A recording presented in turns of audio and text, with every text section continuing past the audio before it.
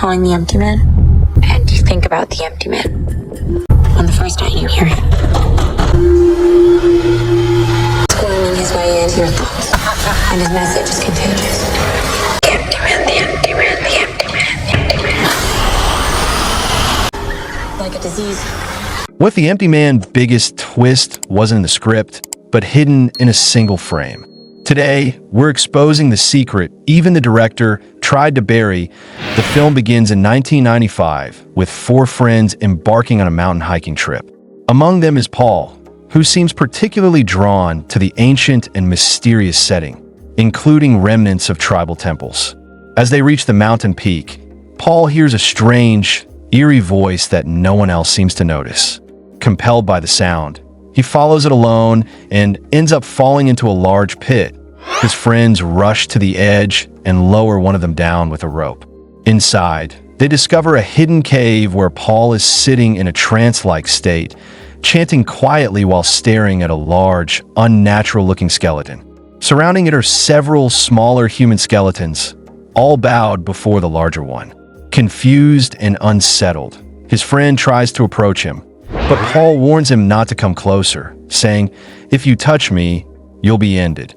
Ignoring the warning, his friend hoists Paul onto his shoulder and brings him out of the cave. They take shelter in a nearby wooden cabin as snow begins to fall, stranding them.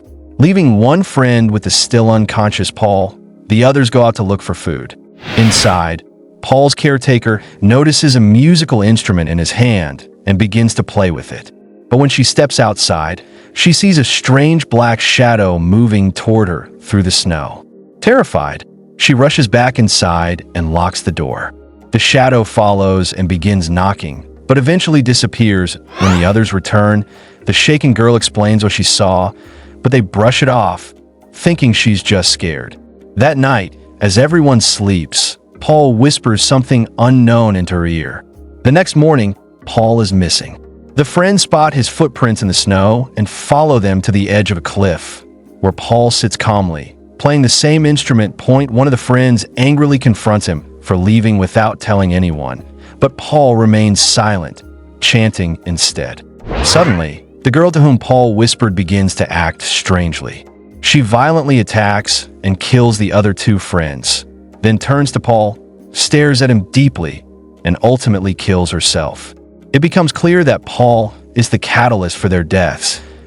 The story then jumps forward 23 years to 2018.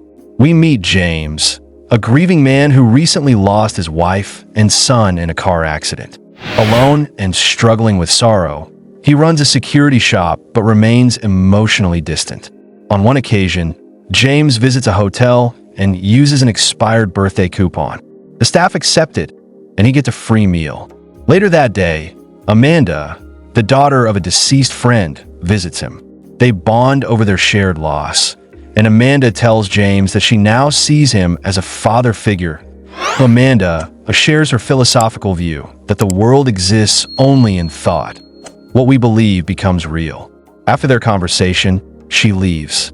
The next morning, Amanda's mother discovers she's missing. In the bathroom mirror, a chilling message is written. "The empty man made me do it." Unable to make sense of it, she contacts James and the police. James starts his investigation and finds a pamphlet in Amanda's room related to a mysterious institute. He visits Amanda's school and speaks with one of her friends, who becomes frightened upon seeing a shadow. She explains that Amanda had told them about a legend called the Empty Man, a thought-based entity who can influence reality for those who believe in him. Amanda had explained a ritual: blow into an empty bottle on a bridge while thinking about the empty man. On the first day, you'd hear him. On the second, you'd see him. On the third, he finds you. The group performed the ritual, and Amanda was later seen whispering into one of her friends' ears. James tries to visit each of the friends' homes, but finds them all missing. At one of the houses, he finds the same pamphlet from Amanda's room. Determined, James visits the bridge, finds an empty bottle, and performs the ritual himself. Hearing nothing, he investigates beneath the bridge and finds the corpses of Amanda's friends. The same haunting message is written nearby. "The empty man made me do it." Shocked, James reports this to the police, but soon Amanda's friend, who had helped him, dies mysteriously. James begins suspecting a pattern and researches the institute and the word tulpa, discovering that the group is a cult that believes thoughts can create reality. James visits the institute and attends a speech given by its leader, who repeats Amanda's earlier words about thoughts shaping existence. Afterward, James asks him about the empty man and is told that he is a powerful force who fulfills the desires of his believers, but only if they believe in him completely. Still focused on finding Amanda, James explores further. He discovers people meditating and listening to strange recordings. In a secluded room, people are chanting, calling upon the empty man. When James is caught, he's thrown out. Later, the boy who had mentioned Amanda's new training location tells James she's been sent to another campus in the woods and warns him to stay away for his own safety. Ignoring the warning, James ventures into the forest and finds a cabin filled with files. Among them are folders labeled with his name and Amanda's. While Amanda's file is full, James's is oddly empty. In another room, he finds videotapes showing bizarre experiments conducted on a man, seemingly attempting to allow a spirit or entity to enter his body. That night, James hears chanting and sees a ritual taking place. A group of people are dancing around a fire, chanting as the flames shoot toward the sky. James is spotted and barely escapes by car. He reports everything to the police, but no one believes him. He then visits Amanda's mother, explains everything, and urges her to hide, fearing for her life. Secretly, James had feelings for her, but never expressed them. He leaves her in a safe hotel. That night, James experiences a terrifying hallucination involving a dark shadow. The next day, he follows the boy from earlier to a hospital, where a group of cult members are gathered around a comatose man.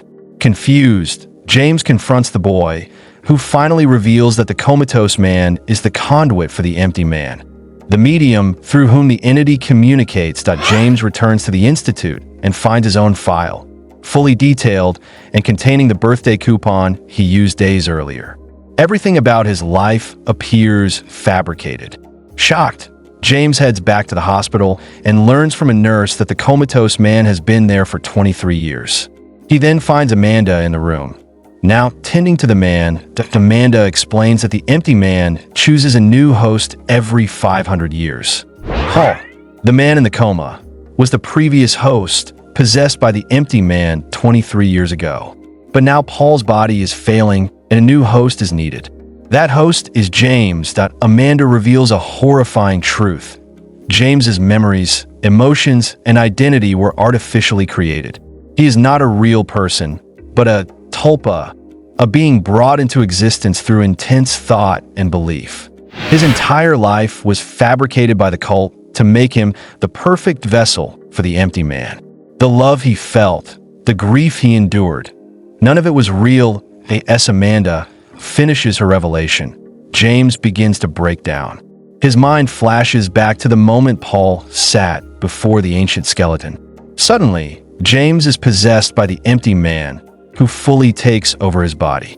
When James regains consciousness, he returns home, realizing that he's no longer human. He is now the new host, the tulpa of the empty man. In a final act, James returns to the hospital and shoots the comatose Paul. The cult members immediately bow before James, now their new prophet. The empty man, now housed within James, will continue his mission, destroying those who think of him but do not believe. The cycle continues, with James as the next vessel, eventually destined to create another tulpa to continue the endless loop. And with that, the haunting story comes to an end. So, genius twist or total nonsense? Find it out below. Down arrow, and if you spotted a detail we missed, drop it in the comments. Prove us wrong. Thanks for watching.